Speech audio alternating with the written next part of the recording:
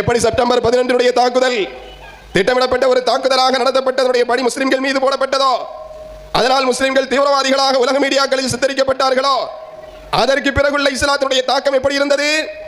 எந்த அமெரிக்காவில் செப்டம்பர் 11 இரட்டை கோபுரங்கள் தாக்கப்பட்டதோ அதே அமெரிக்காவில் தான் இஸ்லாமியர்களை இஸ்லாத்தை தீவிரவாதம் என்று சித்தரிக்க துணிந்த அதே நாட்டில் இஸ்லாத்தினுடைய வளர்ச்சி பன்மடங்காக மாறுகிறது. குறிப்பாக பெண்களுடைய வளர்ச்சி அதிகரித்திருக்கிறது. அமெரிக்காவினுடைய பியூர் ரிசர்ச் சென்டர் என்று சொல்லப்படுகிற ஒரு ஆய்வு மையம் வெளியிட்டிருக்கிற அறிக்கை பார்க்கிற போது 2040களில் உலகை வென்ற உலகத்தில் மிகப்பெரிய மதமாக இஸ்லாமிய மதம் மாறப்போகிறது என்ற ஆய்வறிக்கை வெளியிட்டிருக்கிறார்கள்.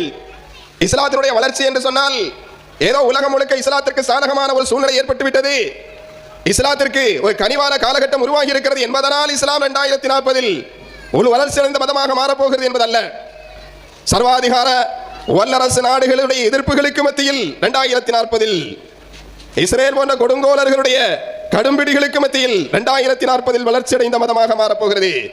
பல்வேறு அடக்குமுறைகளுக்கும் ஒடுக்குமுறைகளுக்கும் மத்தியில் ஒட்டுமொத்த மீடியாக்களும் ஒன்று திரண்டு இஸ்லாத்தை சேர்வாசி பூசுவதற்காக, இஸ்லாத்தை தூற்றுவதற்காக, இஸ்லாத்தை கொச்சைப்படுத்தி காட்டுவதற்காக, இஸ்லாத்தை தீவிரவாத மதம் என்று சொல்வதற்காக துணிந்திருக்கிற இந்த காலகட்டத்தில் இந்த எதிர்ப்புகளை எல்லாம் மீறித்தான் இஸ்லாம் 2040ல் மிக வளர்ச்சி அடைந்த ஒரு மதமாக மாறப்போகிறது என்கிற செய்தியை இந்த ரிசர்ச் சென்டர் வெளியிட்டிருக்கிறது என்று சொன்னால்